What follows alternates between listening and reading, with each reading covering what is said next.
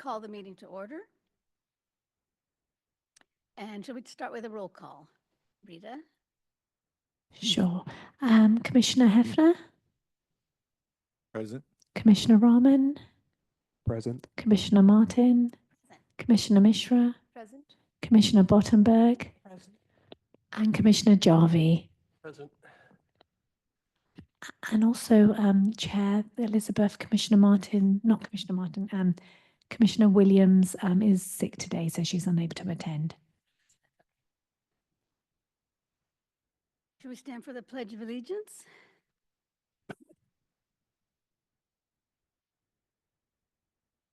I pledge allegiance to the flag of the United States of America and to the republic for which it stands, one nation, under God, indivisible, with liberty, justice for all. Thank you. Have y'all had a moment to look at our agenda? We have a motion to approve. I'll approve the agenda for tonight. I second. Any discussion? Okay, thank you. That was approved. We have our minutes from last month. You have a moment to look at them. Do I have a motion to approve the minutes of March 12th? I'll make the motion to approve the minutes of March 12th. Thank you. Any discussion? I'll second the motion to approve.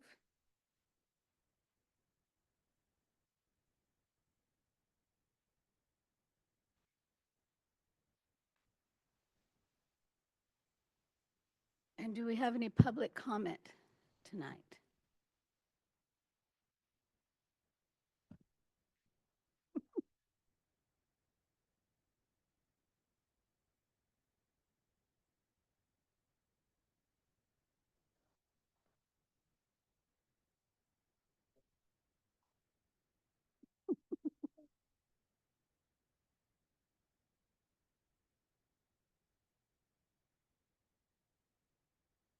Hand down here.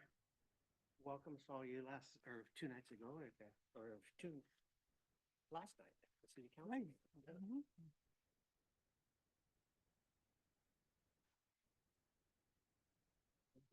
Not easy to find individual draft. Anymore.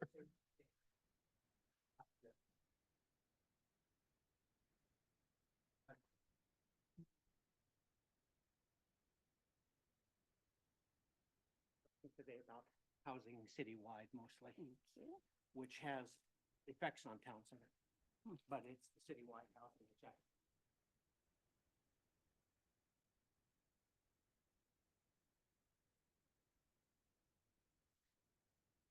Welcome, Human Services Commissioners. My name, Paul Stickney, Sammamish. Been involved in housing in Sammamish a long time. Sent some information to you. It's a wee bit overwhelming, but it's actually pretty simple, the information I sent, if you don't get into all the links. Handed out a package of jelly beans that aren't for Easter necessarily. They're to remind us of a president of the United States that loved a jar of jelly beans on his desk, Ronald Reagan. And one of his most famous quotes was, "Trust but verify." Hold that thought. Something else. I don't know too many people that wake up in the morning that get really mad when they hear the number 93 million. Well, that's how far away our Earth is from the sun. We don't get upset with the number because the Earth is in a habitability zone. We love the effect because we can live here because of that number. Hold that thought. The issue in Sammamish is housing supplies have never been optimized to meet internal economic and demographic and workforce needs for our community as a whole over a cycle of life and for generations. We've been missing critical quantified factors. We haven't discussed the 4 categories of housing, which I turned into you guys today. We haven't compared the consequences, which is on the backside of this. There are three ways to tip on growth in Sammamish. We've been tipping without the data and without the consequences, and that has to stop, in my opinion. It's a citywide issue. The comp plan needs to be adjusted to add market rate housing for our needs over life, and the town center plan needs to reflect a portion of those needs appropriately in the town center. What our comprehensive plan, our new one that just got adopted, what it does have is a growth target of 2,100 units that then King County overlaid a affordable housing target on top of that and made our 2,100 100% affordable. What we don't have is any allocation of housing. For market rate housing, we're extremely short on between 500 to a million four and high-end townhomes. The information I sent you calls all this out. Most people I talk to, in fact, I can't think of any, that do not agree that housing supplies for people to stay over life are extremely out of balance. But it is a tough issue in Sammamish that some may want to meet those needs, others may not. But our community needs to pivot fearlessly, get the data, set housing targets for market rate housing, citywide and for town center, and make it so we can have balanced, sustainable housing for cycle of life and for future generations. Appreciate the chance to speak.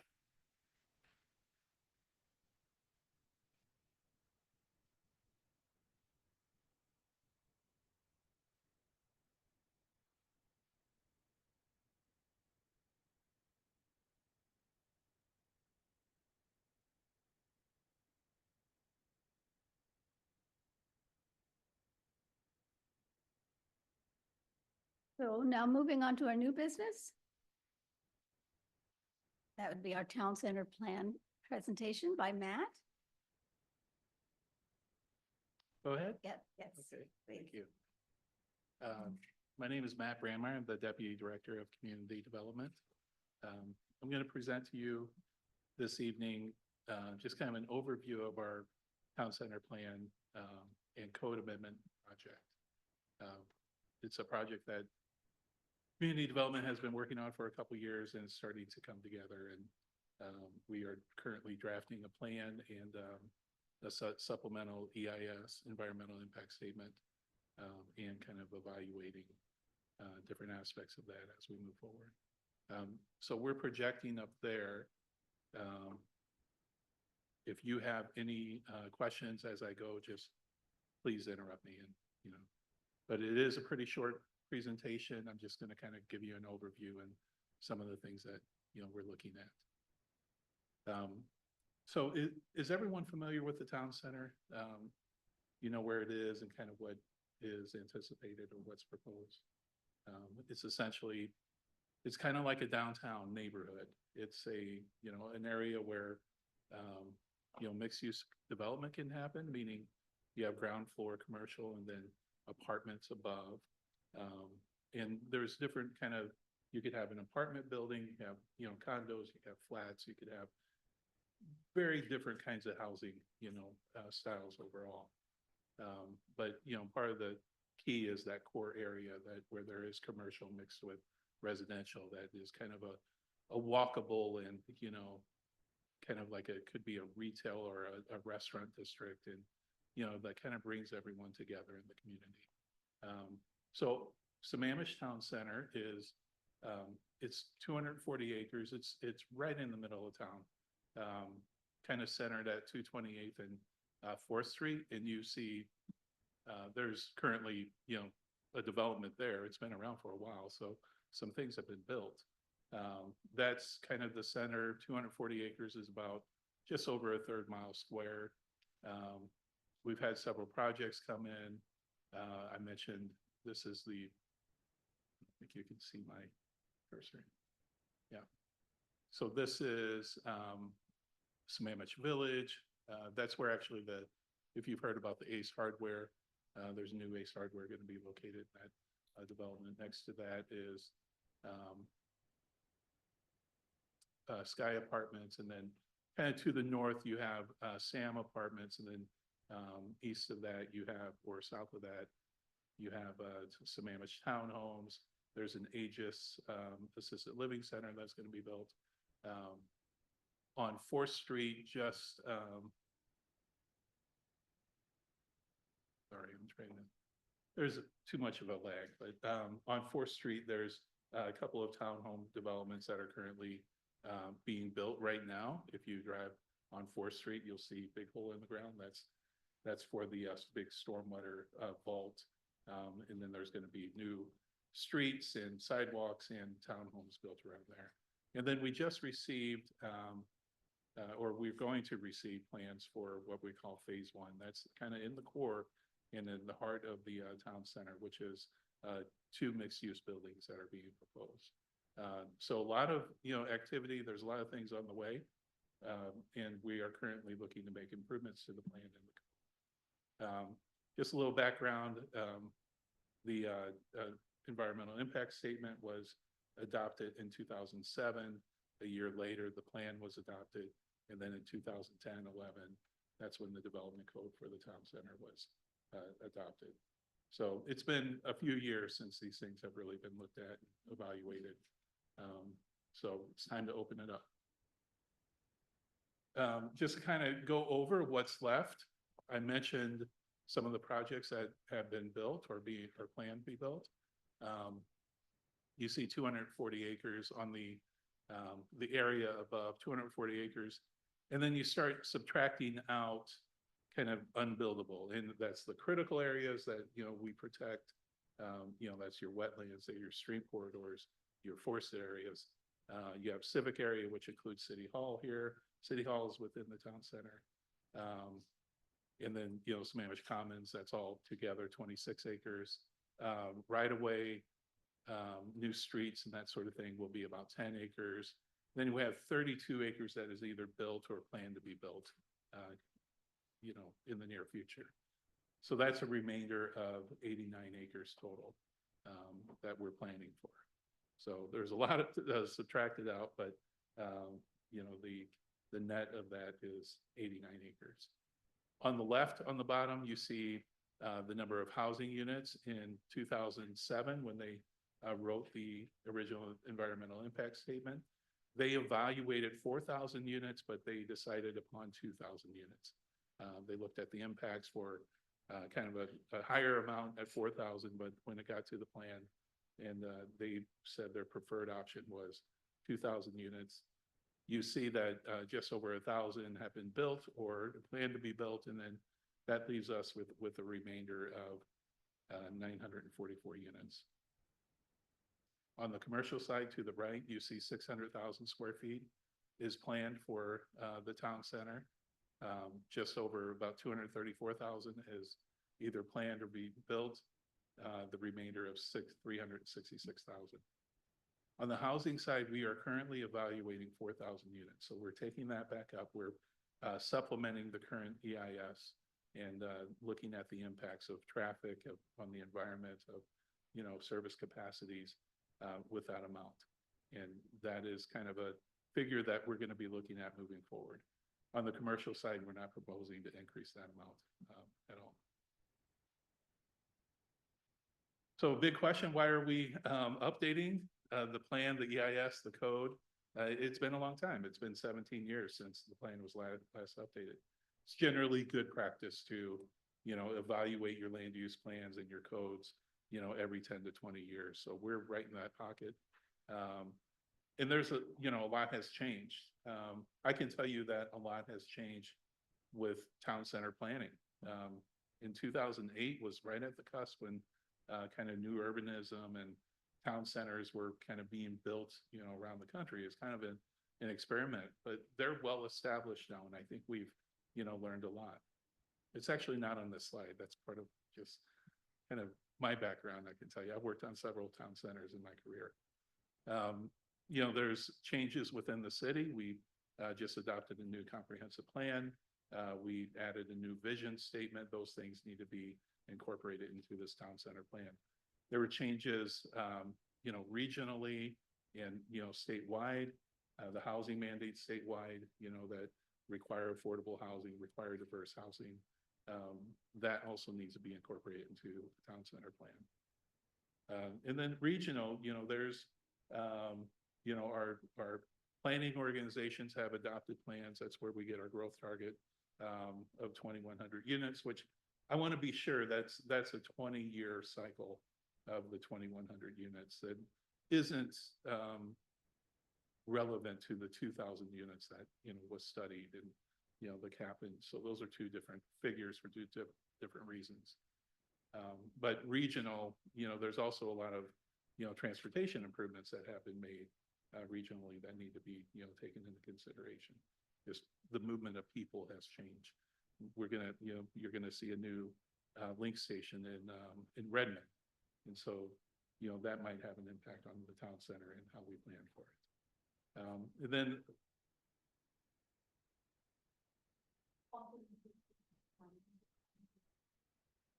how often do we update? Yeah. Well, the trigger that brought us to this point is in the current plan, it actually identifies, and I mentioned the 2,000, cap. It says that once we get to a third of those units built or plan to be built, that we should reevaluate the plan at that point. So there's a trigger built into our plan. But overall, if there's a big change to your community, big change to the county or the region, it's a good idea to update. I know there's state mandates for updating comprehensive plans. But it's something that you want to do every 10 to 20 years. Potentially, yeah. Yeah. If needed, yeah. If there's something, after the Great Recession, leading up to that, there were a lot of plans for different things. And then it all changed at the Great Recession in 2008. And so a lot of people went back to the drawing board and updated their plans. So it really does depend. I think in our case, there's, other than that trigger in the town center plan of, a third of those 2,000 units, there's a lot of things that weren't as well thought out or didn't quite do the job. And that's what we really want to visit. I mentioned that a lot has been learned about town centers over the past 20 years. And I think we have the opportunity to incorporate those things. I have a question. I think we've learned from other town centers. So I work in Redmond Town Center. Okay. And so I've had a little bit of experience with the jaw-dropping changes that have happened in the Redmond downtown area. And also in the news and other things, some of the surprises that have come up for people with the different demographic changes that are happening there. And you mentioned that we've learned from other town centers. What have we learned from Redmond Town Center? Has Sammamish Town Center become something similar to that?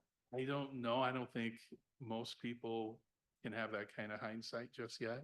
I think You know, you had said there were things we learned. So well, there are, and there's many town centers across the country. And the town centers that were built in the early 2000s, there was a sense of that it was kind of fabricated, or it just, it wasn't real. It all kind of seemed like Disneyland-like.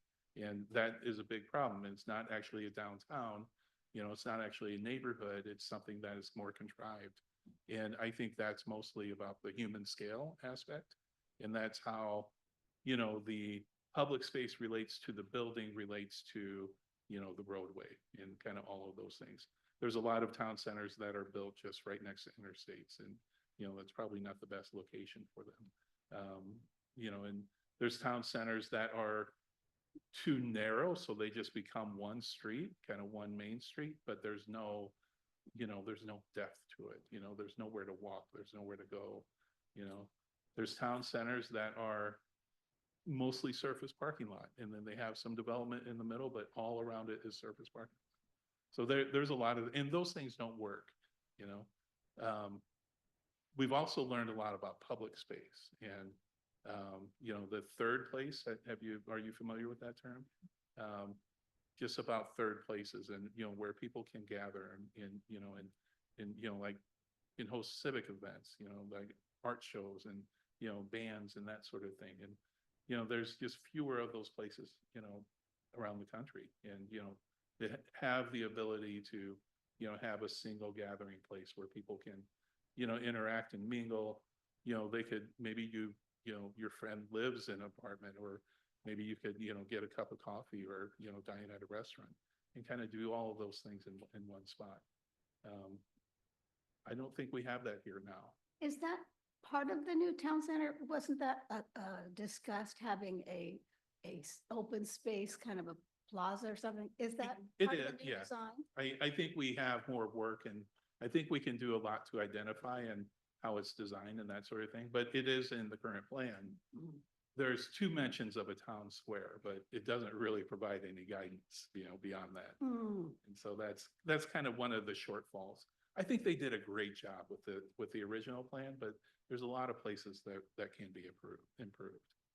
Do you have another slide that gives us a better visual of what this is gonna look like?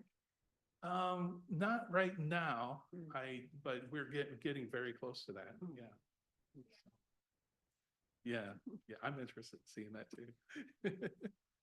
So, yeah, I have another question along the lines of, a little bit like the third space, but I've noticed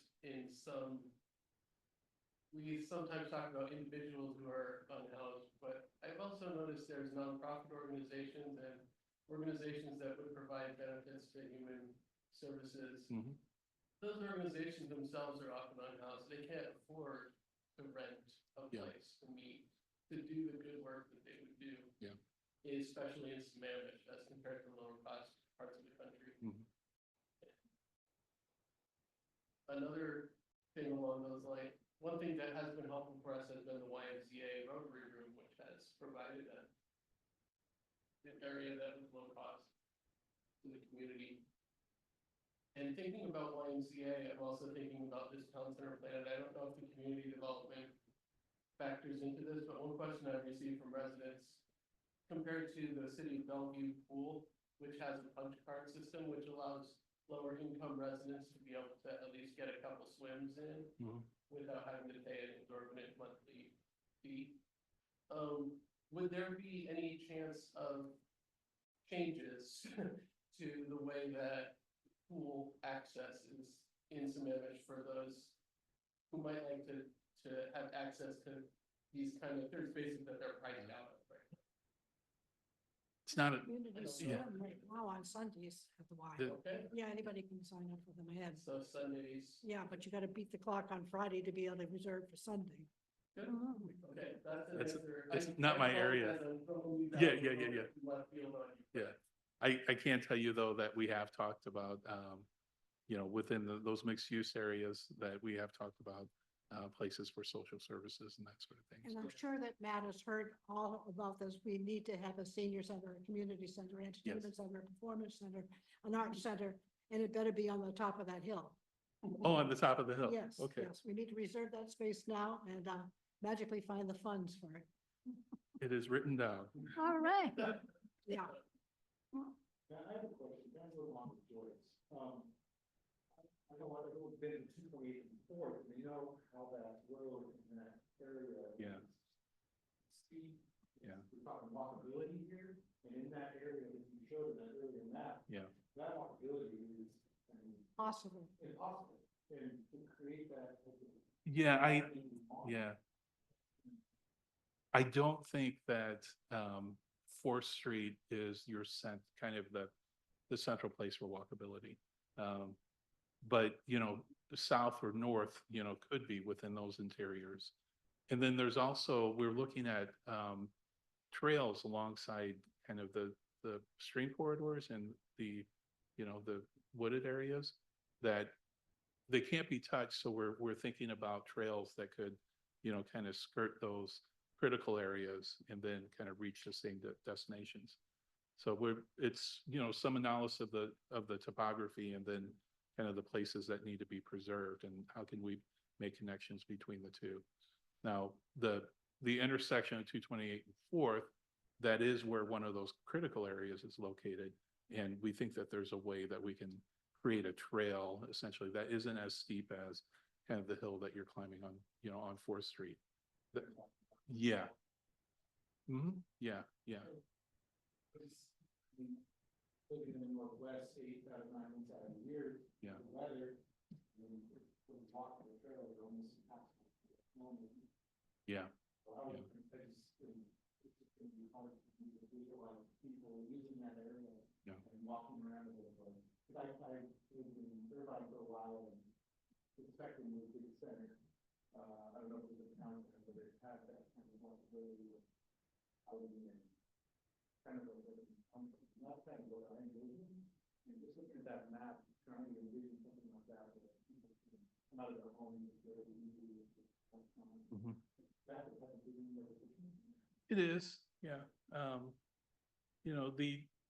A lot of the commercial will be, it'll be supported both by people that live in that neighborhood, but also, visitors.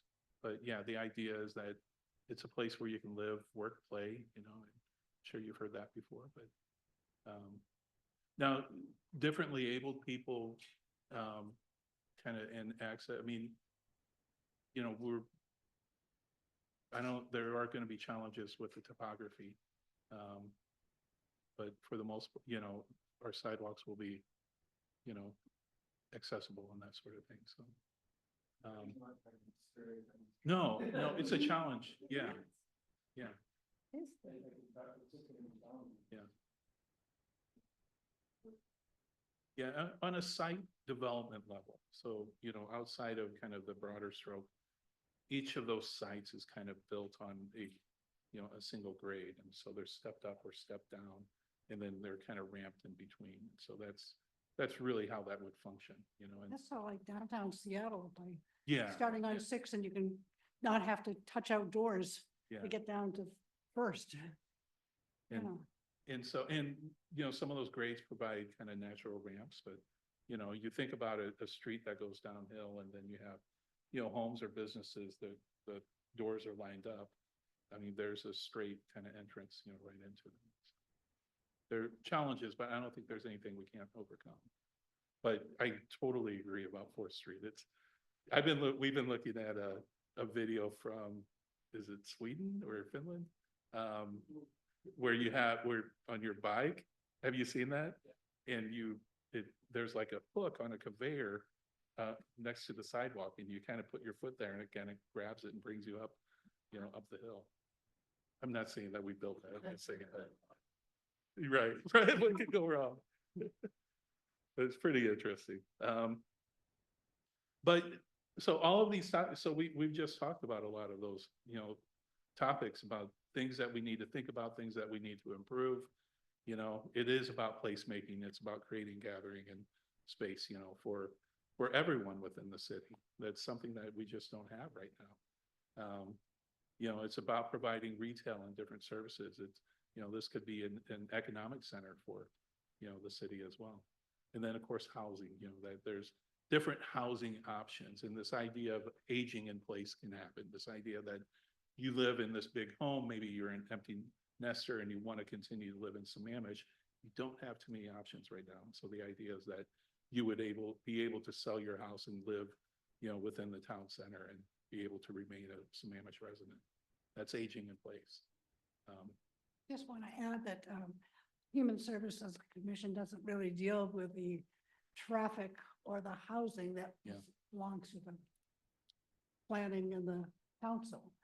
And yet the affordability of housing and the lack of transportation is a real effect on Yeah. everything to do with human services.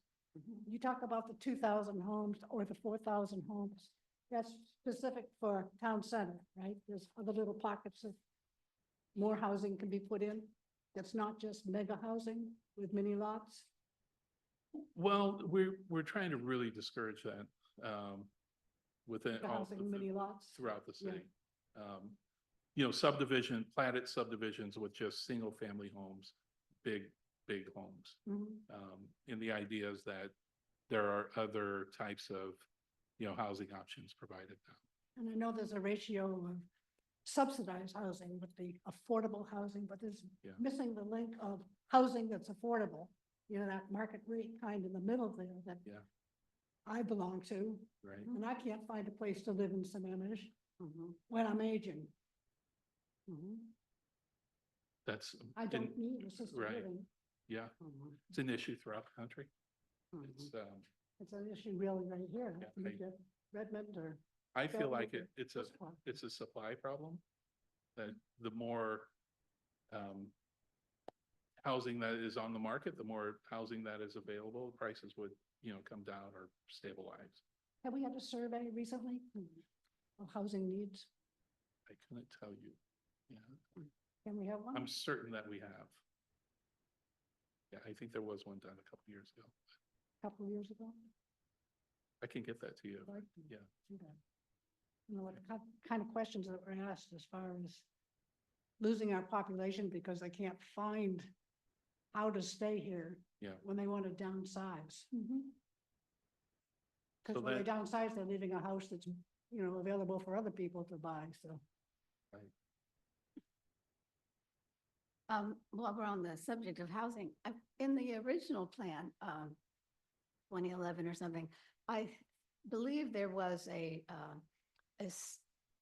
area or a certain number of units in part of these 2,000 pen units that was going to be set aside, or at least there was some kind of agreement with Habitat for Humanity. Okay. Does that still exist anymore in the current? I don't plan? know. I hadn't heard that. It We- was, we- We have inclusionary zoning, which is, requires the 10%. Is and- it for like below 80% AMI, or do you go as low as 50% AMI?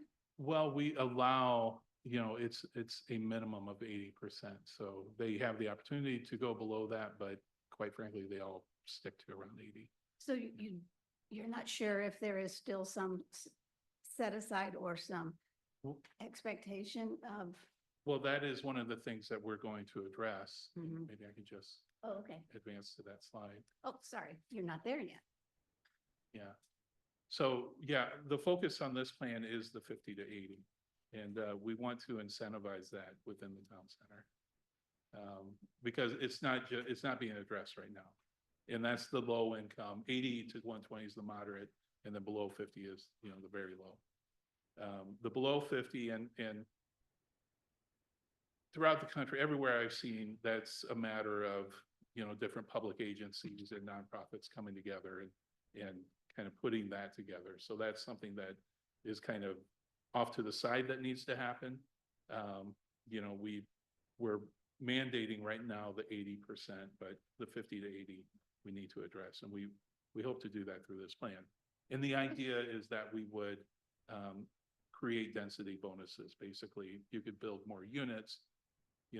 Originally we were thinking, taller buildings and that sort of thing but we had to scrap that. We talked about building up to 150 feet in some areas, within the very core area of the town center.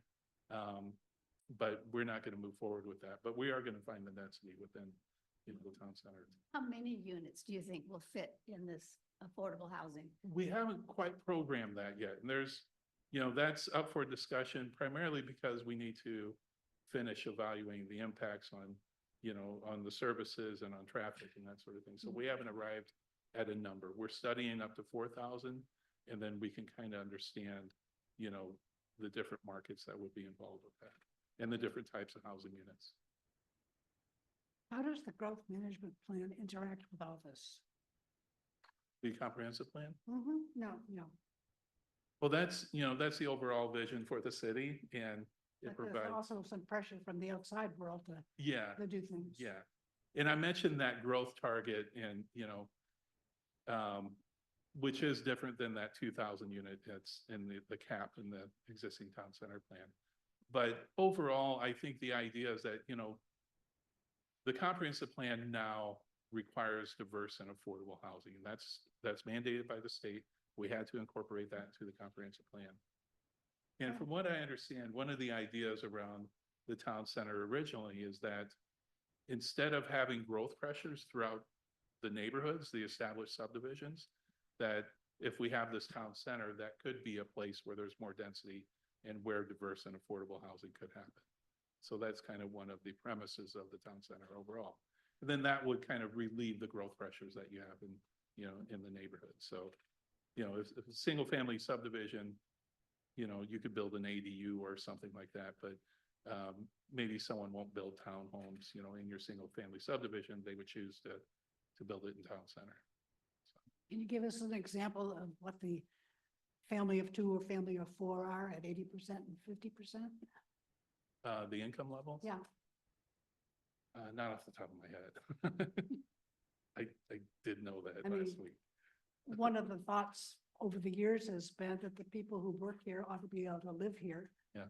And we're talking the civil servant, the Yeah. teachers, the police, fire, people who work in the stores. Agreed. I don't know what their incomes are, but Yeah. I know that many of them seem to commute from 30 miles away to get here to work. I know I put together an analysis that I would take some time to find on my computer, but we have been looking at that. And that is part of the discussion. Let me kind of reverse. I think I was here. There's a lot of things that we need to balance, and we've had about 2 years of discussion of public engagement. We've had an open house, we have workshop, I think we've been to 10 different, planning commission, city council meetings, meetings like this as well. There are key themes that we are hearing throughout the community. It's, the desire for new services, new retail, this desire for housing for different life stages, which is the aging in place I mentioned. There's also, people want different transportation options as well. That's a difficult one. It's hard to get additional bus service and that sort of thing. We're not considered, kind of the urbanized area that would get us that. But if we do build a town center, they would have to, I think, provide additional options. But, when it comes to multimodal, we also want to look at biking, walking, kind of all of those things. We would be remiss if we didn't. And then, of course, the increased walkability throughout. We need to balance that with the concerns, which are, traffic impacts and parking. Make sure that we have enough parking. There is a bill that's going through I think it's the Senate, that would eliminate parking requirements. So that's something we're keeping an eye on. We have to look at, the services, utilities and schools, make sure that they're not negatively impacted. The environment and stormwater, we're evaluating that. Height and aesthetics, I mentioned the 150 foot. We're not going to do that anymore. And then overall feasibility. So, when it comes down to it, the city isn't building any of this. We might forward fund some, streets or something like that, some capital projects that would be paid back by the developer later. But overall, this is going to be built by private entities, by developers. So we also need to be sure that they're able to build these, projects. Right now, the real estate market, development market is in a slump because of high interest rates, the high cost of, materials, high cost of labor. All of that, kind of comes together. But overall, we need to be sure that we're landing on a density that can, be built within a typical market. So that's another, there's a lot of things that we really need to balance. Can we get back to transportation? Sure. One time there's going to be a transit center here. Is that still feasible? I heard that today, and that was the first time I heard that. I don't know. I mean, that goes back a few years. Yeah, Because just looking at what is available for getting around in this city, it misses about 3/4 of our population because we're not near a bus stop. right. And taking a link into Bellevue means getting to the link. Right. So how do we do that? More buses or one of those little cars like Bellevue has to take people around town? I don't know what those are called. Or Like do four they have people- driverless cars? Not quite, but Okay. something that runs around downtown that can just take people around downtown. I mean, we have talked about a shuttle, but we're not sure how that would be funded or how it would operate, but a smaller shuttle that could bring people from, from the town center to other areas, maybe to the park and ride, or maybe up to the link, that sort of thing. Maybe. Maybe. So I've actually had that same conversation in other town centers, and none of them really went forward. It was always a desire, but it was too much money. You know, When you were talking about the various public things that have been held, I remember one several years ago where we were looking at various plans for what could be in the town center for housing. And the one that really just seemed to pop for the people who were attending was the 3-bedroom, two garage. They might be connected, but they were like standalone homes, and it was like, oh, hey, that can really work. That's downsizing. That's gonna be affordable for those people who are downsizing. Right. I don't know where that's happened, because now we're looking at 5-story buildings above commercial. well, townhomes are being built and, you know, there is an issue and they're not Kind of affordable. brownstones. Yeah, they're not affordable. No, they're they're up there. Yeah, and so, you know, we need to be sure that we have the right balance as far as housing goes. The town center can't be all townhomes. That's the survey. Yeah. I So- vote for survey. Can we make a motion? Yeah, I don't have any money.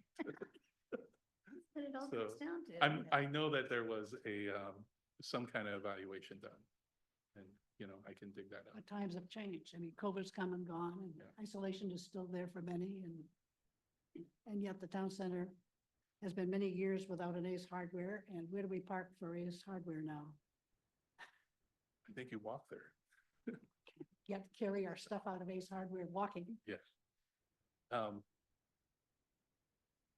Okay, so the things that are not going to change, you know, our building codes do not change, the stormwater regulations, the critical area regulate, kind of all of the concurrency, all of that we're not touching. That remains. The critical areas remain protected. The stream corridors, you know, that sort of thing. The town center boundary is not changing. We're still doing the wedding cake approach, which is, you know, kind of a taller pour, and then you kind of step down and then you step down again when you get to kind of your outlying neighborhoods. So all of that is, you know, in place. And that wedding cake, I mean, along with the topography of the Yeah. slopes. So there's gonna have to be a lot of terracing and as Yeah, well as. Yeah. And we measure that differently based on kind of on the site level. Mhm. But yeah, the overall, it would still be taller in the middle and then step down on the sides. And so what are we doing? What is changing? So we're going to update kind of the vision. We're going to update all the pictures and maps, you know, exciting stuff. We are going to kind of refresh the vision. You know, we're going to account for all the current, you know, trends and conditions. We're going to add new street types, which, you know, is one of those things, lessons learned, you know, that a town center needs different types of streets with on-street parking and, you know, wider sidewalks and that sort of thing. And we can't rely on just our regular subdivision standards for that. We're going to have an updated capital project list, updated implementation and monitoring. So these are the kinds of things, but overall, a lot of the elements of the plan will kind of remain the same. It's primarily a refresh and then incorporating the, you know, the diverse and affordable housing elements. And then hopefully improving a lot of things. And then on the code update is essentially we're looking to kind of simplify our code. Right now, our code is very difficult to use, and it's hard to administer. So I think there's different ways. And just an example of that, right now, we have essentially 2 entitlement processes that have to be conducted separately. There's one in our town center code and there's one in our regular development code.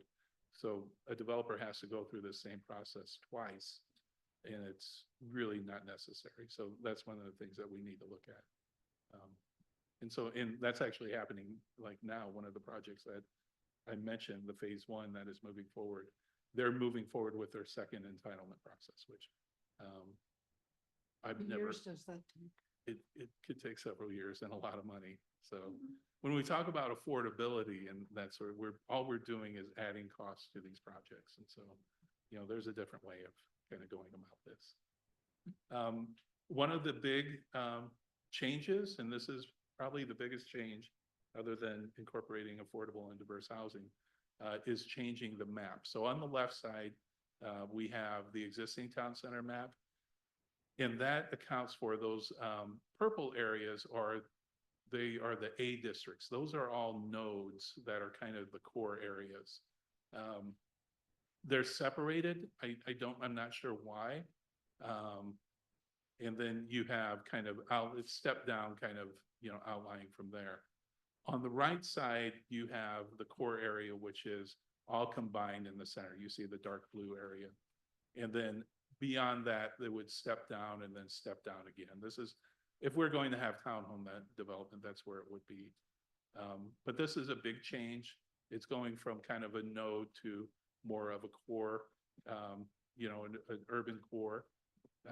But it's more efficient for infrastructure. It's more, efficient for, facilities and, providing green space. And there's a lot of reasons why we would want to have one urban core rather than kind of 5 different nodes.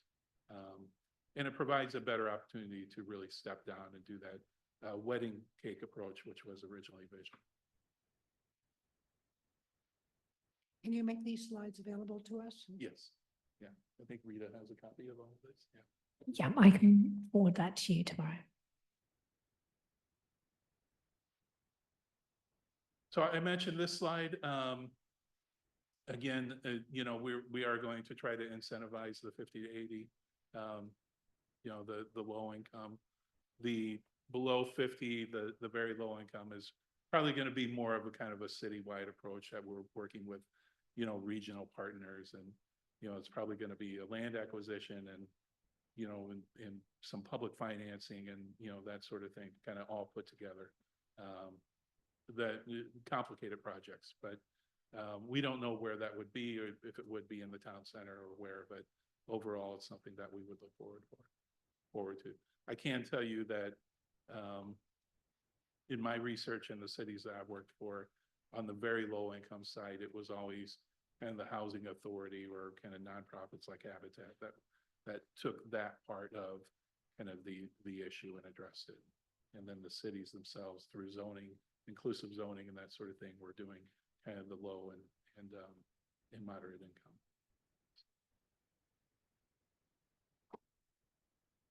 So where are we in the process? We are, we're continuing to evaluate, we're continuing to talk to people.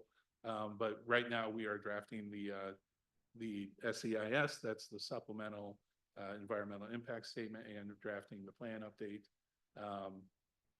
In the next few months, we hope to probably early June. It was originally early May, but we had to take a longer look at a few things. So we're going to probably publish in early June, the draft plan and the draft SEIS. Hopefully the draft code as well. We have more community engagement to do. But once we publish, that's when we kind of start kind of our review and adoption process. But hopefully by the end of the year, through this fall, we're looking at a completed plan. For more information, we have a website. You can, use this. What is that called? What is the QR code? But I can kind of bring that up if you'd like to. So the information that we have on there. Question that I think will be easy, but I just wanted to make sure is with the way that the map was laid out, a big part of human services is wellness and health, and this overlaps a little with the Parks Commission, I understand, but a big part of our wellness is being able to get outside. And Yes. I know my family and many others have enjoyed the community garden space, park here, that's part of town center. Is that protected from development in any way? I know just getting to it, you feel like you're going through a war zone, but Right now, yeah. right now, Yeah. at least that is. Yeah, safe. it is. Yeah, there's been no discussion of doing anything differently there and preserving, hopefully improving what we have there. One other question that I have, and this again overlaps a little with parks, but one thing that prevents people like me who work during the day from using our parks a lot of times is that they close when it gets dark. And sometimes I get home when it gets dark and I'm ready to burn off some energy, but the parks are closed to me. With the idea of doing trails and walkability, do we have safeguards against not being blocked out of being able to use some of the walking areas, or if not, it's just a comment that it would be nice to protect those for our human. That's a great question. At least a few to be open and lighted. Yeah. And the safety Yeah. element factor. Right, I understand. Are they lighted and that sort of thing? Yeah, Yeah. that's a great question. I will look into that and see if I can find you an answer.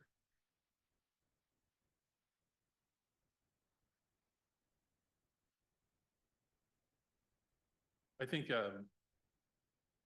everyone sees the commons as a centerpiece of the town center. Yeah. So one of the ideas is that there's like this green spine and a town square that would be all connected. So that's one of the things that we're hoping to plan for. This is the webpage that I mentioned. You can see on the left, upcoming meetings, how to provide input, frequently asked questions. There's a lot of information linked as well, background information. If we have a housing study, that's where it would be. Town center development. Yeah, that town center development is interesting because if you go there, let's see. You can find all the projects that have been either built or planned for, and then you can kind of find out more information. I'm not going to open up these links because there's a lot of information behind them that needs to load. But you can view all the staff reports and the plans and everything through there, if you're interested. Yeah, that's a lot of good information. That's my presentation. I know I didn't answer all your questions, but it's a process. It's a very good question.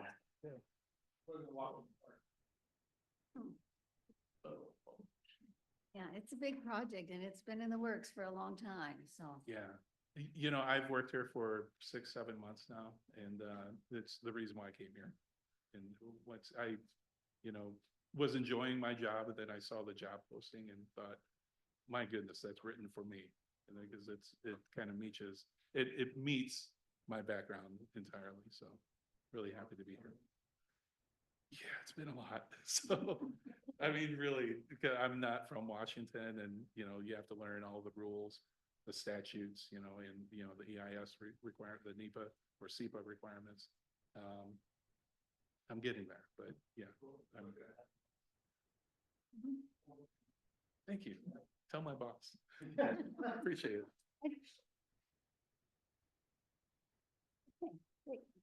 Thank you. Thank you, everyone.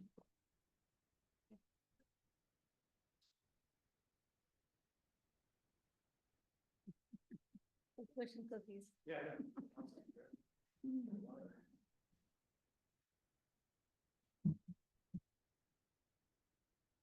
Do I have until tomorrow to answer your question? Hmm? It's a double header here. Yeah, that's it. When you mentioned the ADU, that people could just go ahead and build an ADU. Okay, I want to build an ADU. I can tell. How long does it take before I can really build an ADU? What do I have to do? I'm on septic now. Do I have to? Oh.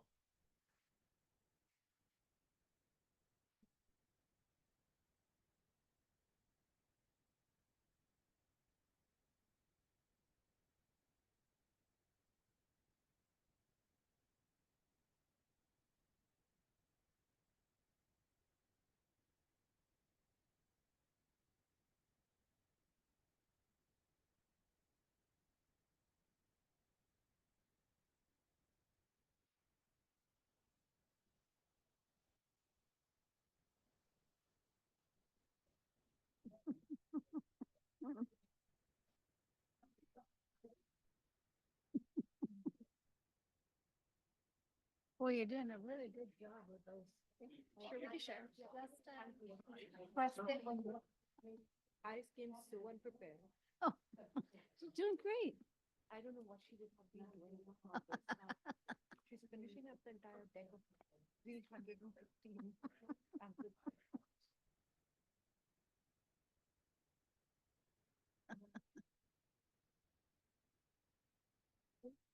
I want to have to look at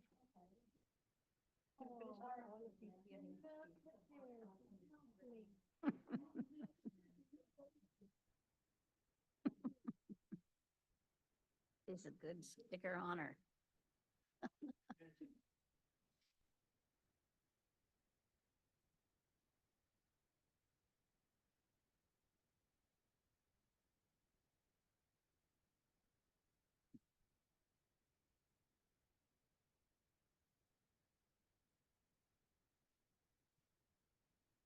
Okay. All right. Thank you. So now we're going to move to our study session with the Sammamish Youth Board leadership. Thank you for being here. Please introduce yourselves and tell us what you'd like us to know about your youth board. First off, I'd like to thank you guys for having us here. It's an honor. I'm Natalie Tsui. I'm the program chair of this year's youth board. Hi, my name is Vidita Dwivedi. Yes, also thank you so much for inviting us. I am the city liaison and I attend UW. Hi, thank you. My name is Anya Parson, and I'm a seventh grader who's a member of the Sammamish Youth Board. So I just like to cover about what the Sammamish Youth Board does. So we're the youth organization by the Sammamish City Council. Our main goals are to engage the youth in meaningful service, amplify teen voices in the community, and create programs that bring people together. So recently, just to list off a few programs we have recently done, we did a program at the Lunar New Year Festival at CWU. We hosted a booth there. And for the upcoming Earth Day, we'll also be having a booth there too. And so our Sammamish Youth Board is basically divided into three sectors: the Arts Committee, the Careers Committee, and the Community Service Committee. So I'm the co-lead of the Arts Committee. I'm the co-lead of the career committee. And so the career committee, basically they host STEM fairs, they interact with other students, with other teenagers. They talk about STEM, other careers, etc. For community service, it's more focused on volunteering, things that are related to the environment, mental health, etc. As for arts, we recently hosted a workshop at the library. It's usually arts is mainly focused on art and music, and a lot of other things we tend to integrate a few of our groups.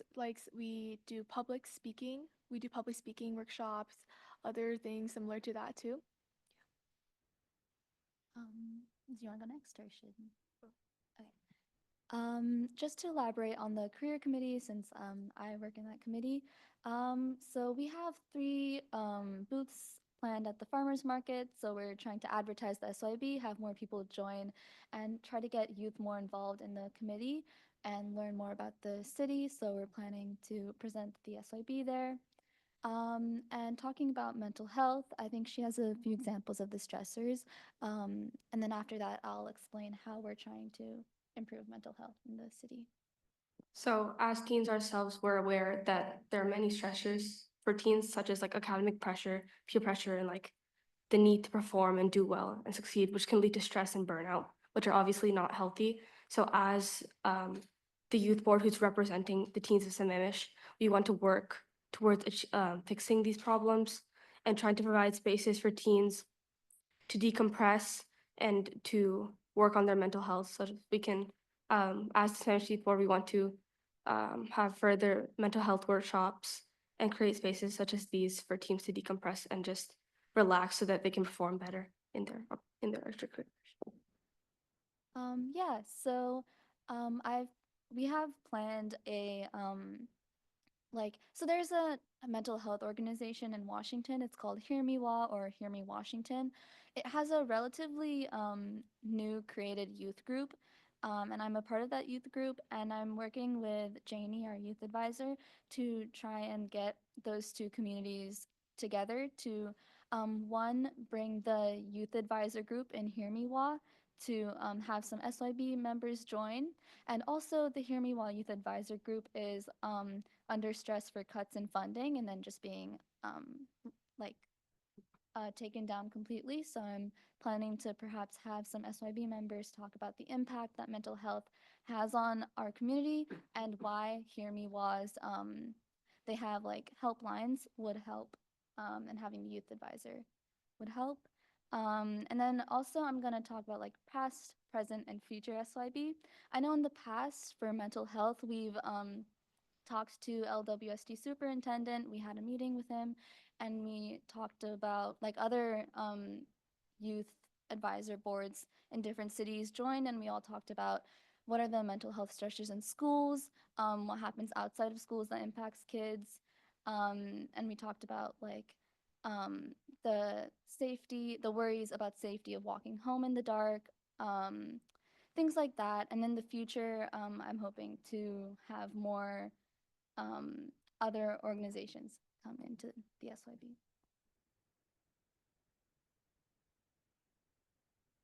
Well, first, I just want to identify, when you say youth, is that strictly high school youth, or what are the ages that you're looking at? She's actually a middle schooler. So for Sammamish Youth Board, we have all the way from, I think, 7th grade to 12th grade. So it's a wide range. And then our programs, our services are usually it could go anywhere from kindergarten, maybe even preschool, all the way to college.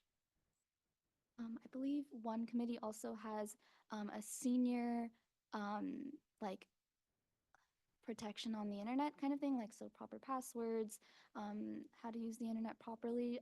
And I believe they're going to senior homes. I'm not sure if they've done it yet, but I believe that they have it planned for sometime in the future. Like for some other examples where we did a bracelet making workshop like for the arts committee in the library, which is obviously targeted towards the younger kids of Sammamish. So we're trying to work with all ranges of kids to make the biggest impact possible that we can with the resources that we have. So you mentioned that the Hear My Voice, or Hear Me Walk, that is being dissolved, or what did you? So this is relatively new information that I'm getting. I learned about this like a week ago, but I believe that the Senate, because it's a government program, the Senate is considering stopping funding for the youth advisor program. So not for the helplines that exist, but just for the youth advisor program that helps keep the helplines youth focused, that helps give information on what the actual stressors are that she mentioned on the community. So that's in risk of being defunded, and I'm hoping to get the SYB to maybe send letters, because there's a place where you can send letters and try to advocate for this being funded. So that's what it is.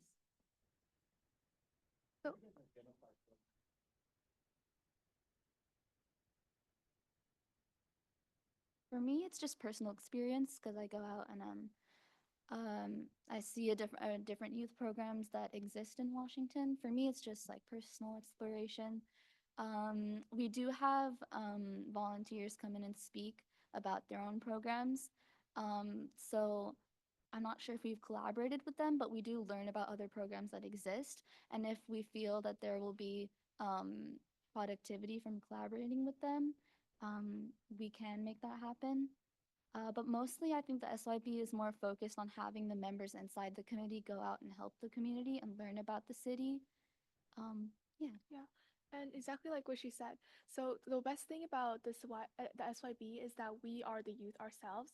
So it helps us understand better towards our, for lack of a better word, target market, basically. So since the SYB, as we just mentioned, it's from a diverse age group. We're from a bunch of different schools. We have private schools, international schools, and also public schools like Skyline, Eastlake, right? And even Issaquah. So we have like wide ranges of ideas, wide ranges of opinions. And each year that new members come in, we always ask them the same questions about what problems do you see in Sammamish? Which problems can you identify? Is there any solutions you could come up with, etc.?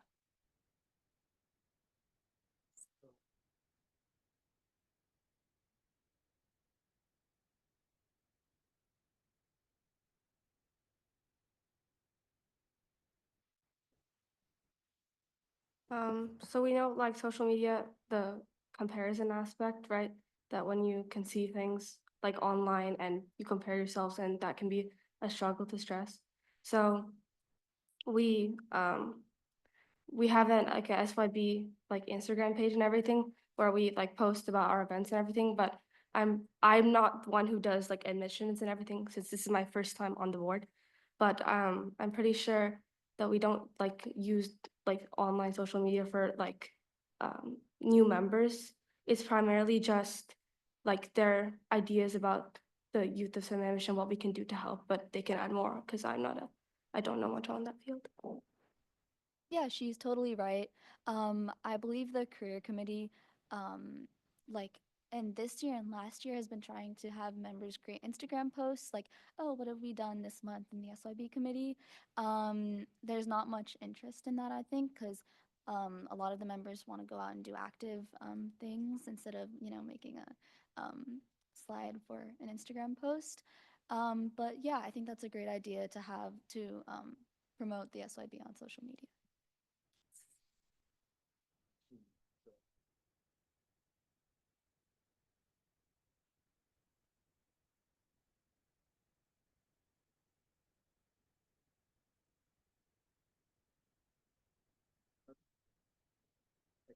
Like what to expect. I try to get as much information out of my kids. And it's like talking to information that I try to get out of them, I kind of create into my own.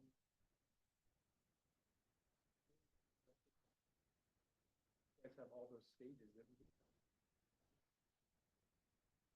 I always like to know things without them to know that I know them. You know? Kind of these like preparing strategies, but to learn from the kids that are in the community.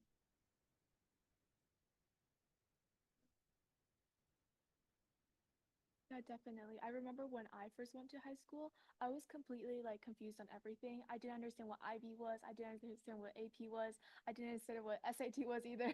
So I feel like it's definitely important to like help educate others, help assist others through their high school teenage journey, right? I will definitely bring that back to the youth board. We could talk about it, and maybe for the upcoming school year, we could definitely launch something like this, launch a workshop, launch a program, maybe at the library, maybe even at city council. Yeah. Learn things, you know what to expect. You get like short answers, but you get something in detailed, just to know it, and you still ask those questions with them, but have kind of an understanding.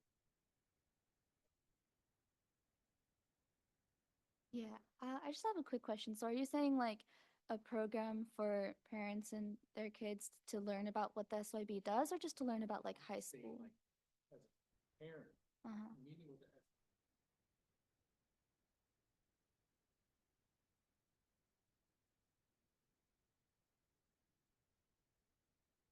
Oh, I see. Yeah, definitely. Yeah.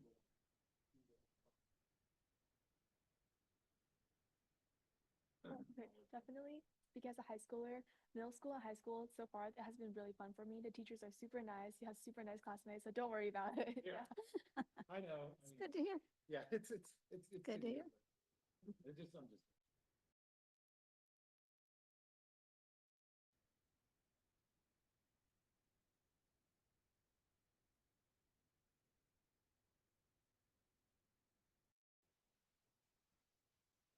I have two basic questions. So how big is the Sammamish Youth Board? Like how many officers and who Um, does what?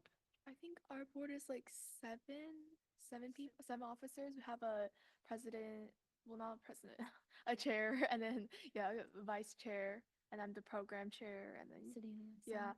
So and then we have usually around 50 to 60 members per school year. So Yeah, we're trying to have more people attend the meetings because we have trouble with having people attend the meetings. So we've enforced like if you're going to be absent, please email us. Otherwise, there's risk of being kicked off the board. And we're trying to improve attendance. And as far as like having people apply, we're having around 120. yeah. So yeah, we're trying to maximize how many youth can be on the board and the impact that we're having on the community by having people. Is everything in person now? Yes.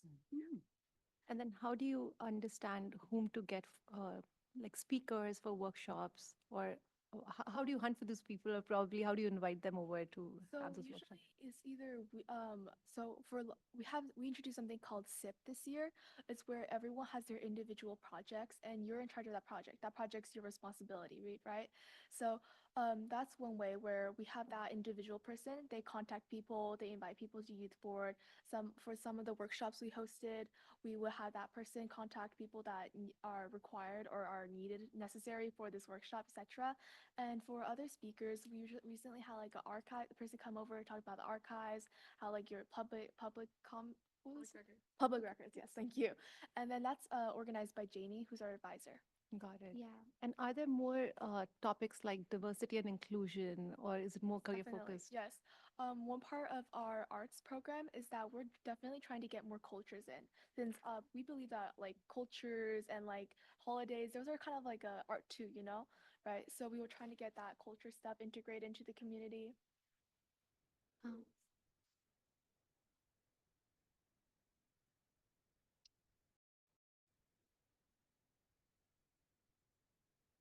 Um, I believe we don't communicate with them. Yeah.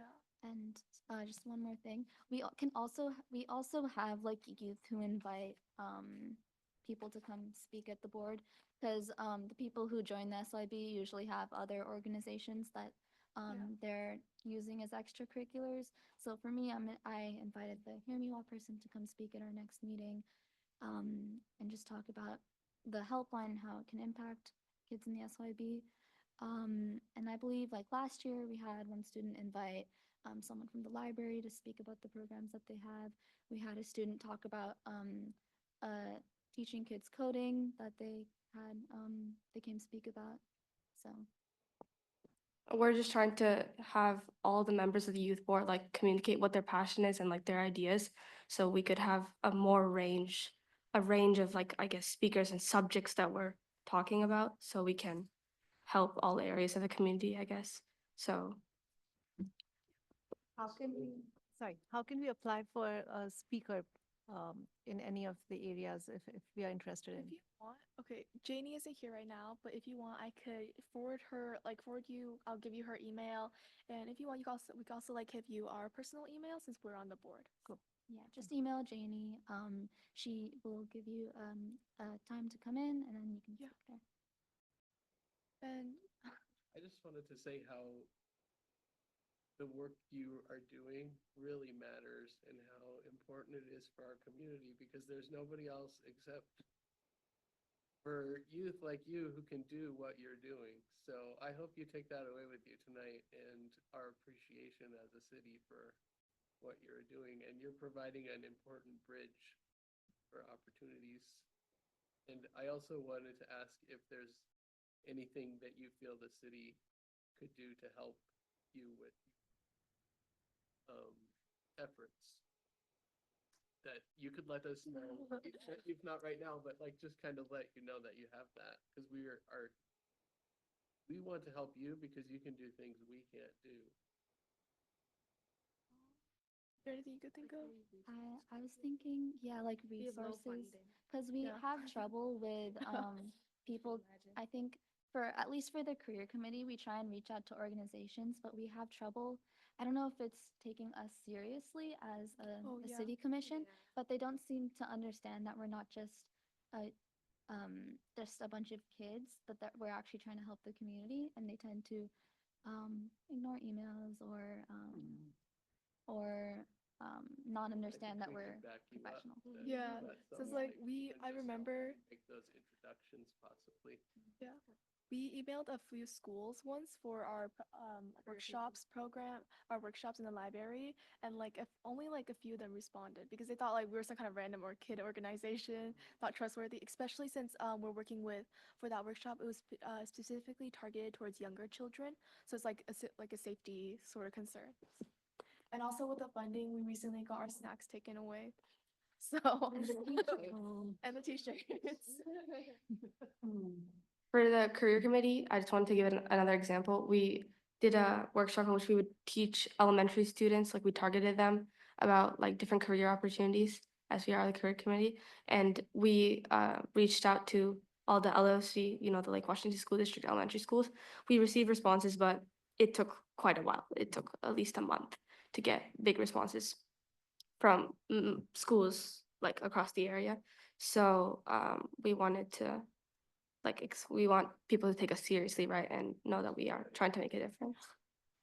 Where do you meet and how often? Monthly is? You do meet here?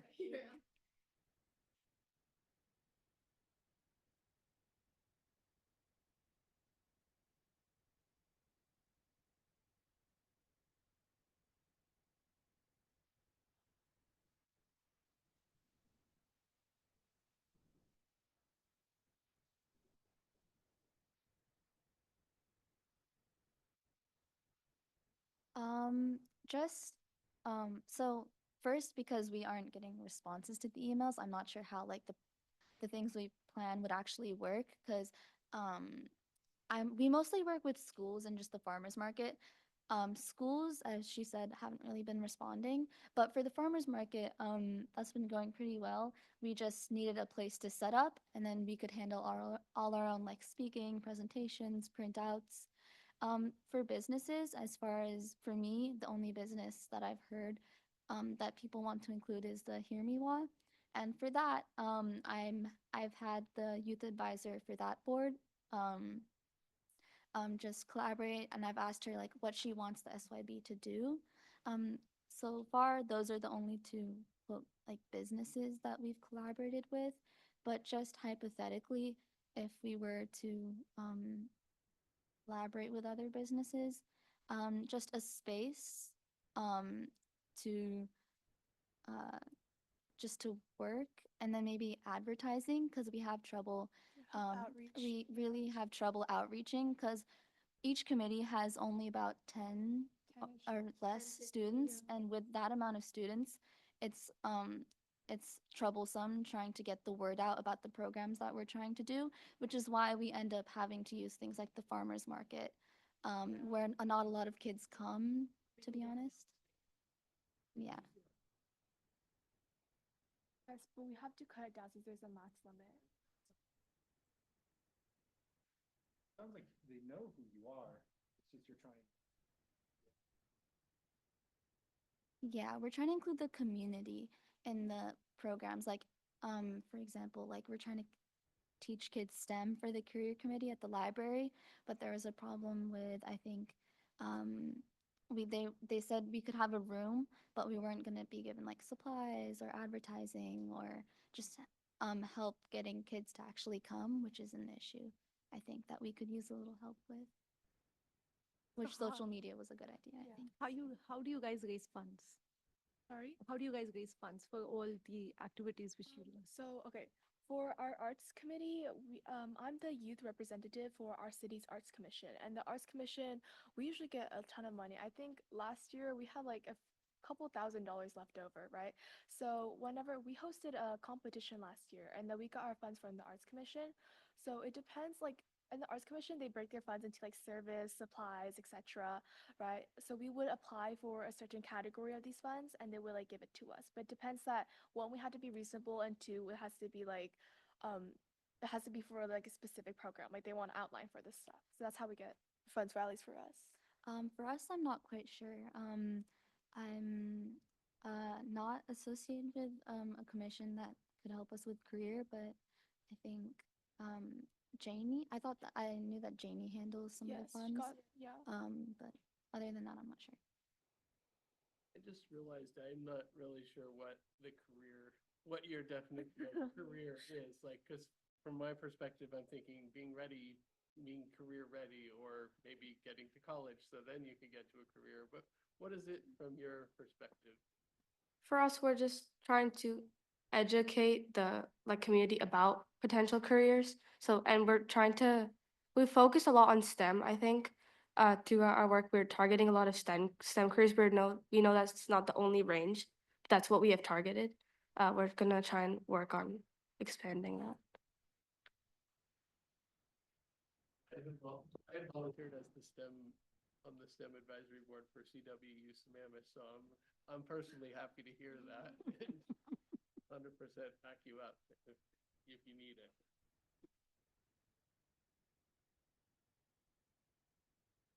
Any other questions? I had a comment. I just wanted to let you know for volunteering, and you probably are way ahead of me on this already, but there's two things coming up for volunteering. One is it's the 14th annual day of service coming up on May 3rd, and there's already pre-made service projects that students could sign up for that are eligible. Some of the projects are eligible for under 18. That has been a great thing over the years. And if you have more people who want to be on the board that, like, maybe you have a mailing list of even more people than are even on the membership, this would be a great thing to invite them to. The website is dayofservice.info. I'm not I help with that, but I'm not on their team or anything, but it's here locally, so it's great. And then another thing that's coming up, which might be a fun thing to coincide, is called Global Youth Service Day, and that's coming up April 25th to 27th. But it's also kind of there's a chance you might have to represent Sammamish in that day if you were. Yeah. For our next meeting, yeah, get the word out there. And just context for what I think a lot of the members of the Sammamish Youth Board have planned for the future, just so you guys know.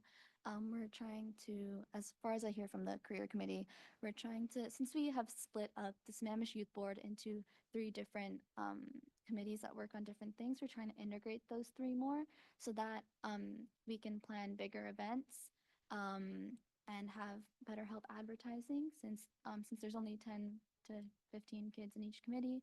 We're trying to have the whole group work together on a bigger project.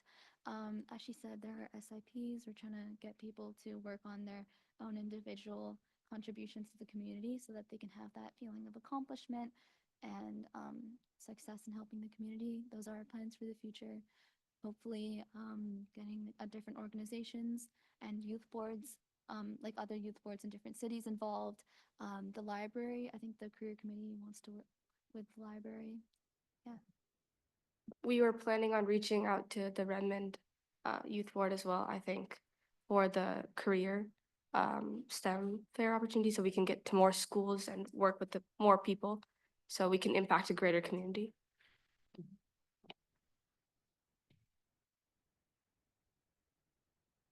Sorry, can I ask a question? Just if that's okay. Yeah. So as a commission, we fund a lot of mental health providers, specifically for teens and youth. I'd love to hear from you. Like, I'll never forget the Healthy Youth Survey where there was a quote where I feel more like a resume than a person. And I would love to hear from you about the pressures. Like, yes, Sammamish is a great city, but the pressures for youth these days. And it would just be interesting just about the mental health challenges. And if you could just talk more about what you're experiencing, and you can talk to the commission because I know I'm on the side, so you don't have to you can go that way. So yes, yeah. So you mean more like the stress? Oh, so you mean like the stressors? I think the stressors.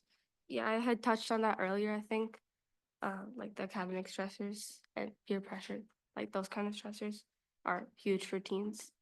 So I think I touched on Yeah. them. Also, just from the Hear Me While Youth Advisory Group, I hear bullying, anxiety about college is a big thing in middle schoolers and high schoolers' minds. So how can what I'm thinking is how can I get extracurriculars for college? Oh, I'm not getting into these extracurriculars. That's a big stressor for so many kids. I hear it from all my friends. That's a big thing that causes depression, anxiety, depression if there's burnout, just grades, extracurriculars that cause anxiety about your future, your life. Like, will you get into college? Will you get a job? And then abuse at home is a big stressor. Um, yeah. And then also, just this is more specific, but I heard that kids at Eastlake and just the high schools around here, I believe the schedules, I'm not sure since I'm not really in any of these high schools, but I think maybe you can speak on this more, but I believe the school day was shifted later in the day a little bit, and then kids had anxiety about walking home and if that was safe in the dark. And then also traffic about getting home, and then homework. Do they have time for that? Yeah, I think you can speak on this. Yeah, so one, I feel like the main stressor for with teenagers, for high schoolers, middle schoolers is definitely academic wise. So just to be brutally honest, Sammamish is a really competitive city. So we constantly have for people from Skyline, they're getting to like the top universities, and it definitely applies pressure to the underclassmen because they also have to achieve that at like that sort of level, right? And there's also pressure from the parents. They definitely want their child to get to, like #1 in the school, valedictorian, all that stuff. So, and another thing is that the teachers, okay, they're really nice, but to be honest, they don't really care about your schedule. They'll put like I've had days where I had 5 tests in one day, and it's definitely a lot of pressure on the students, academic pressure. So it's crazy. And I think one thing that could definitely help is like what you mentioned before previously about to give the younger students, the incoming students to the high schools, the middle schools, a brief rundown about how high school works, the APs, the IBs, extracurriculars you could do, etc.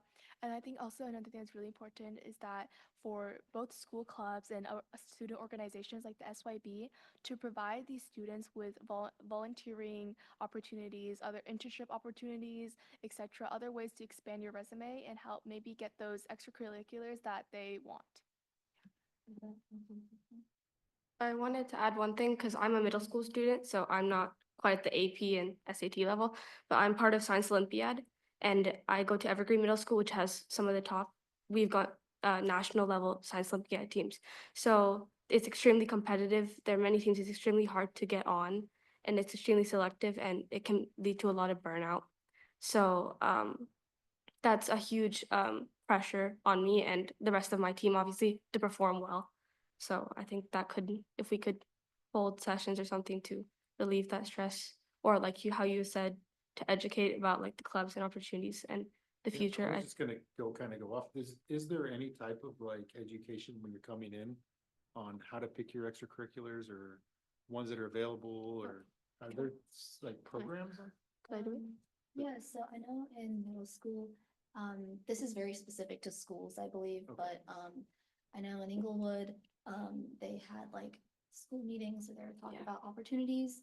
Often I think it's very much, it must be like student-led Mhm. to find opportunities, because things like SYB and like extracurriculars, you very much have to be proactive in finding them. Schools do have clubs, they do have volunteering opportunities, but you really have to be proactive, which I think is a fallback, and that's what causes a lot of anxiety. Yeah. Yeah. Like who wants to sign up to go to school more, right? Mhm. Yeah, I said, who wants to sign up to go to school more? Yeah. You know, and I think it doesn't need to be advertised like that. A lot of people don't understand how important they are, especially getting them in middle school to know, you know, to have these kind of expectations moving up through high school, so you're prepared. I think middle schools, we all have like orientation and like PTSA, which hold a lot of the clubs.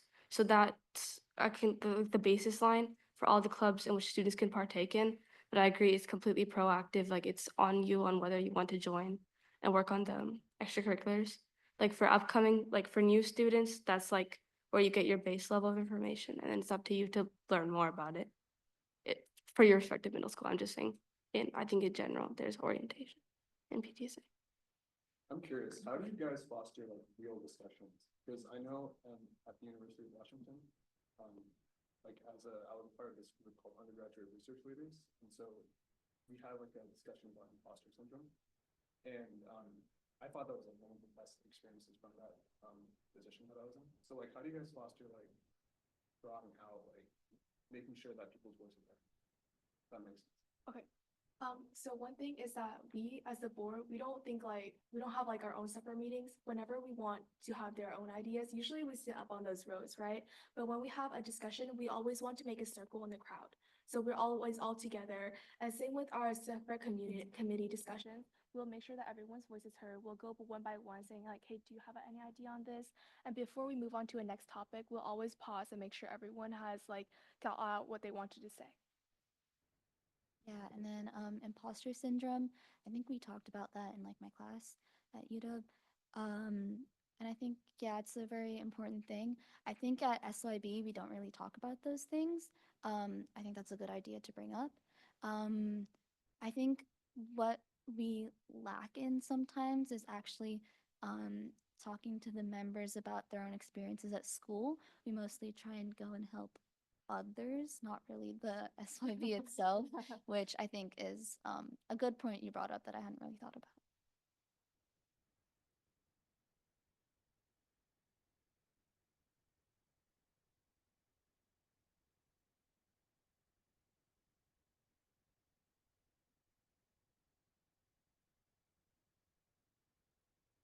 And back to, you mentioned mental health and stress and depression. And as Rita mentioned, one of the things that our Human Services Commission does is fund mental health agencies. So do you feel like all students are aware of where to get help? I mean, is that a need that there needs to be more? Mhm.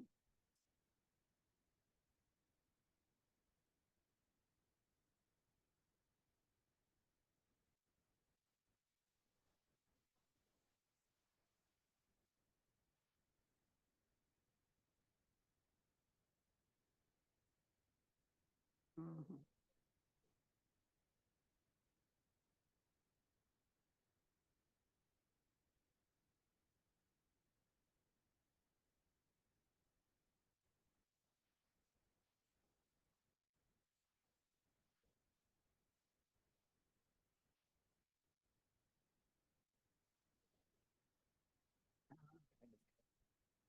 As far as oh sorry, I'm sorry.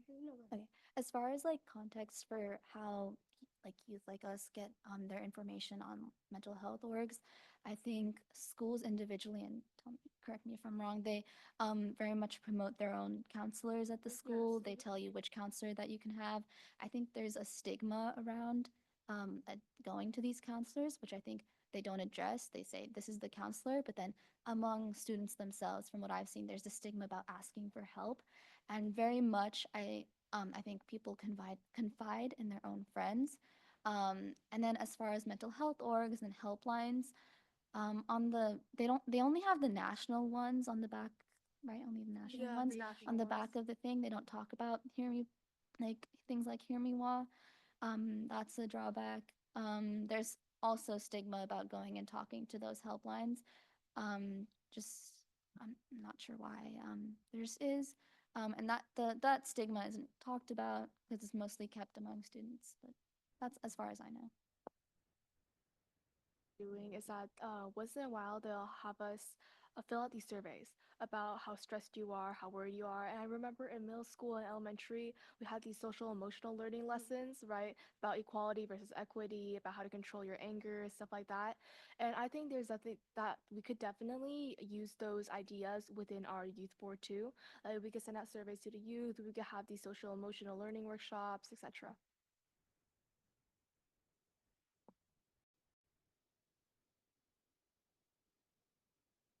Any other questions for our youth board? Thank you for your service. I attended a youth board meeting years ago, and the subject was Kalahani Park and how it should be arranged. And it was absolutely fantastic to watch the. There were many billboards around, to look at the design thoughts, and it was just absolutely phenomenal that it was all wrapped around, and the recommendation from the youth board was right there. It was fantastic.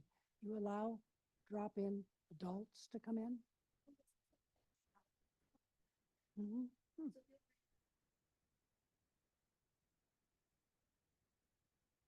Mhm. And you've had NAMI come in, the National Association of Mental Illness. They are located in Bellevue. It's a national organization, local, and NAMI. They have various topics, and when you hear from a peer, you can self-identify yourself as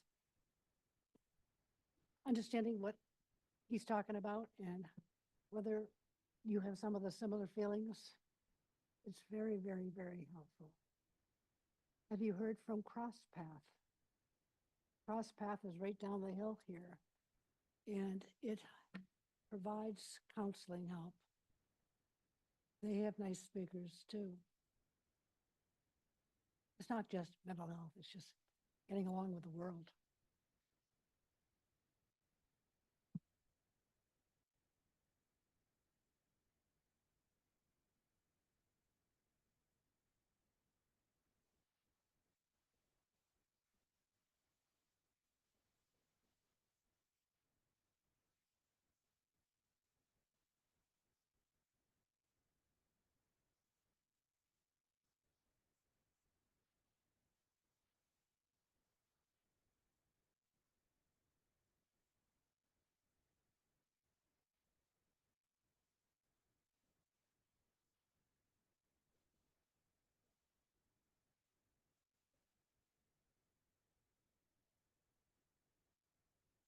I wish we still had our nightmare at Beaver Lake. Oh, We would love to Yeah, pull that you was in for that. yeah.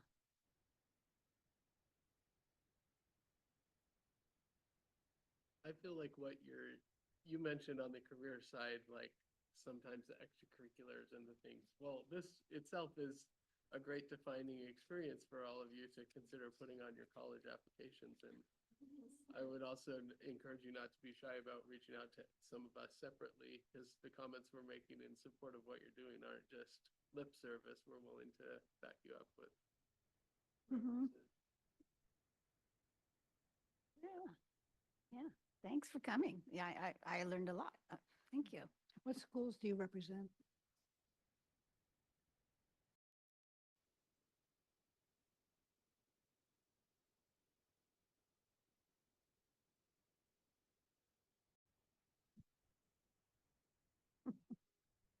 Thank you.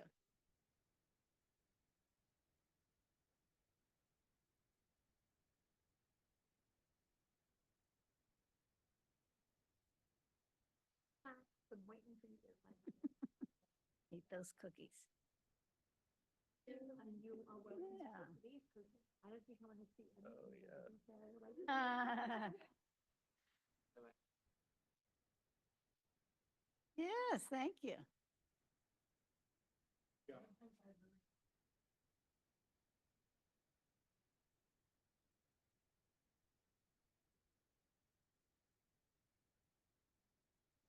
Trade 'em?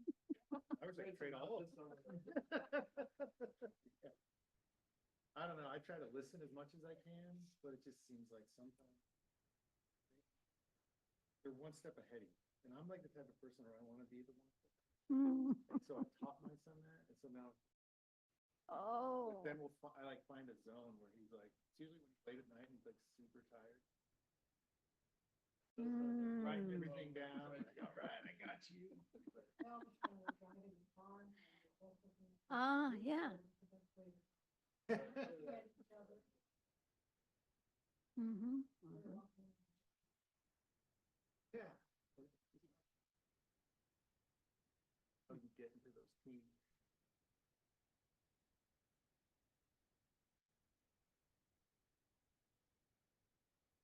Well, there, but I don't want to be like the, Mm-hmm. I don't know. I'll figure it out. I got 3 other ones after that one. Yes. Get to the last one. It's like baking a cake, right? Yeah. Making the perfect meal. Yeah, yeah, gets better. Okay, moving on. Some staff reports? All right, yes. So thank you, Chair. So yeah, just want to give you a little background, just for the new commissioners. I normally sort of give a very high level report of like what I've been doing the last month. The staff met with Cross Path Counselling. So we fund a full-time counsellor at Cross Path Counselling. That's in Lower Commons. And the commission funds a full-time counsellor of like $95,000 a year. And that counsellor is specifically only serving Sammamish residents that live and work here and will come to school here. And he has a unique half of his job is actually to take an intake a referral. So if anybody calls up, he will within a day connect back to that family or the person in need and figure out what's going on, and then find if they don't have availability at cross path counseling, he will find an insurance and a counselor that will specialize in what they need. So so we met with cross path counseling. It was myself, Mike, the deputy city manager, Rachel, and then the Parks and Rec director, Anjali, just to really reassure them, because they are right in the middle of this construction zone. There's a lot going on. So we were basically, able to sort of say that, you're good for the next few years. So, we met with them there. Also, if you recall, last month we had two sisters come and give public comment. They met with me. The organization is called Lens of Youth. And they came into City Hall to meet, and they wanted to find out about funding. So I walked them through like what it means to get funding from the city and all that it entails in the way of reporting. So I think they may have been put off, but I was, because there's a lot of hoops to jump through, but who knows? Also, St. Vincent's de Paul, who we give funding for, and they give out rental assistance and utility assistance. Their leadership came to meet with me, and we're talking about the need has increased compared to last year. And also, they had a lot of donations from Mary Queen of Peace, and that's kind of dropped because they have a new person like organizing, so they don't have the fundraising that they normally would have. Also met with Alliance of Eastside Agencies. This is an organization that supports local nonprofits. It's been around for like 15 years. And we as a city give $200 per year as a contribution as our annual membership. But now they want to change their model and hire someone like at 3/4 time, which obviously means that they want to ask for more money. This is a very odd time to ask for money because no one's got money. But yes, so they're definitely like trying to look and see what they want to do going forward. That's Alliance of Eastside Agencies. Yeah. And they kind of like really kind of provide a space for other nonprofits to connect and offer like mentorship opportunities, like learning opportunities, that type of thing. And also, just for the new commissioners. So the commission, like we fund Beaver Lake Senior Programming 3 times a week, and that's run by Indian American Community Services. And we give $85,000 a year, and they will serve up to like 200 folks a week. And Mike and I attended their 2nd anniversary lunch. And that was a lot of fun. They had, we love seeing the traditional Chinese dancers. We stayed for lunch. It was excellent. However, there was a garlic chutney that kept on repeating on me like 5 hours later, but that's another thing entirely. But no, it was great to see. It's still such a robust program, and it was great to see seniors enjoying the programming. And I think the 3 times a week, we talk about connection and the impact that has. And seniors are saying their blood pressure has come down since attending that programming.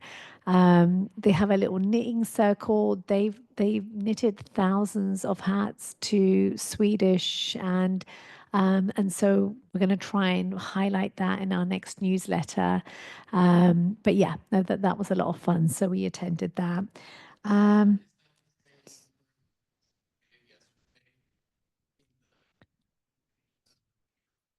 Yes, that's exactly right. Yeah. And so just to give you some background, Commissioner Jarvie, like a number of years ago, we put out an RFP to have senior programming. And so that's been going on now for two years, and it's, yeah, very well established. And then finally, first quarter reporting is due next week. So at the next meeting, I'll update you all as to, how everyone's doing there. And we are done with contracts. Woohoo! For this year. It took a while, but we're officially done. And I'm happy to take any questions. So they're for lots of preemies and Cancer Care Alliance. So they're little cute little bobble hats, and yeah. So they do it for like preemies. They do it for folks, going through cancer. Yeah, yeah. They do a lot of knitting. Yeah. Okay, thanks, Rita. How about any other commissioners have any reports on work in the community?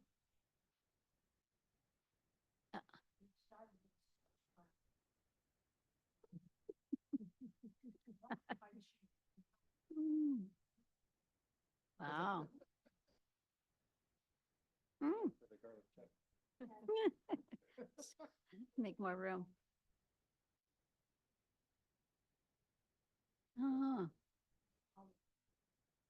Mm. Cool.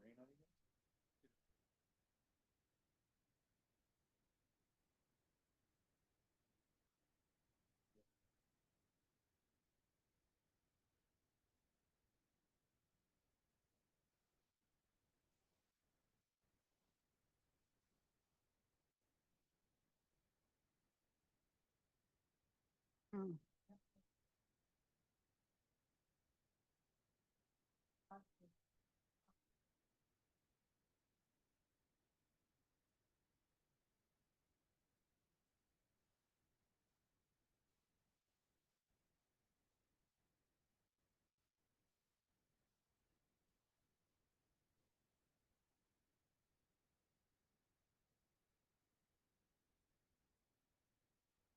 Mm.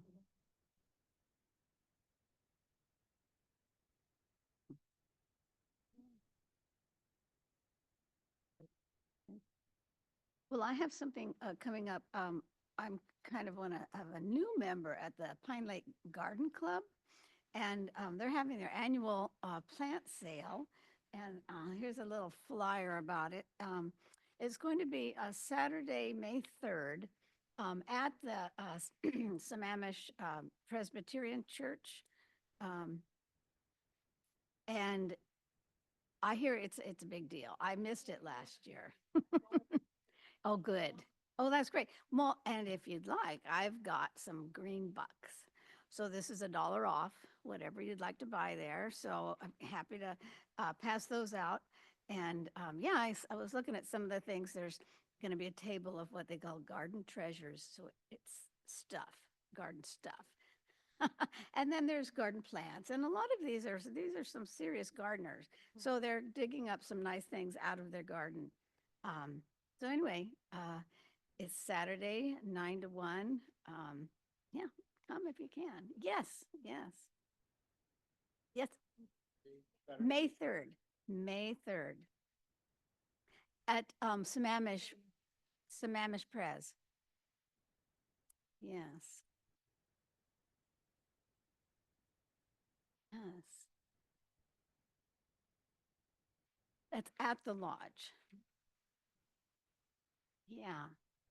And I think, yeah, I think the garden club's going to have a little booth there and try to advertise some more.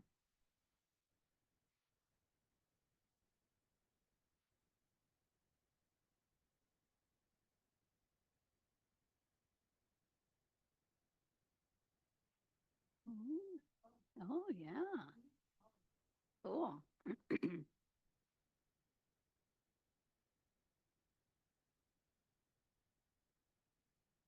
Do you want to take that? Well, we're still looking into it. There's still lots of moving parts.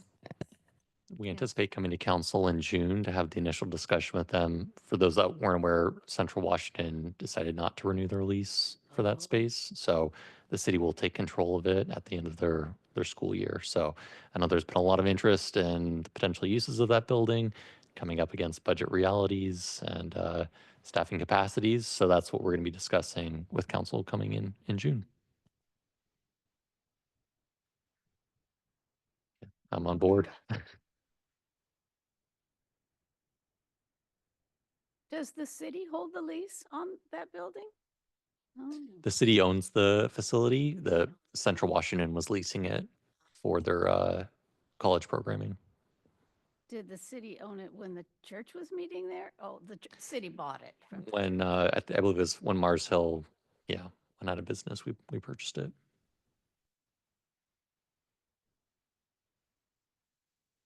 Yeah.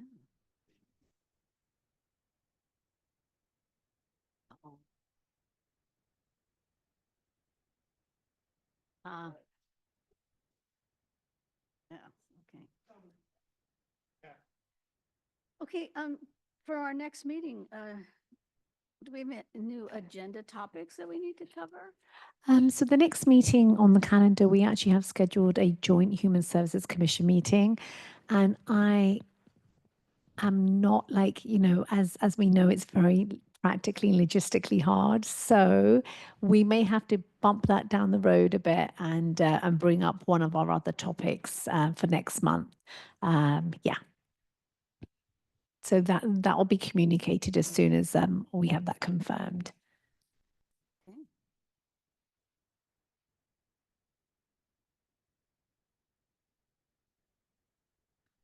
Yeah, so we've kind of formulated, if you look at the agenda packet, we formulated topics for the year. But yes, please reach out to me and yeah, see what we can do.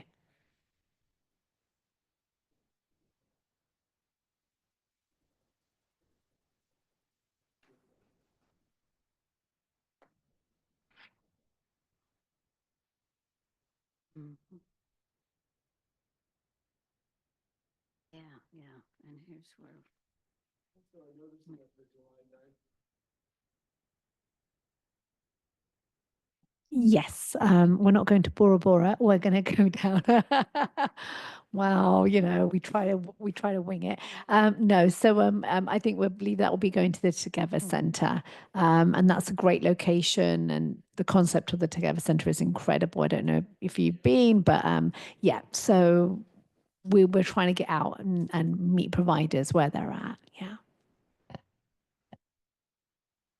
Okay, is there anything else? Nope.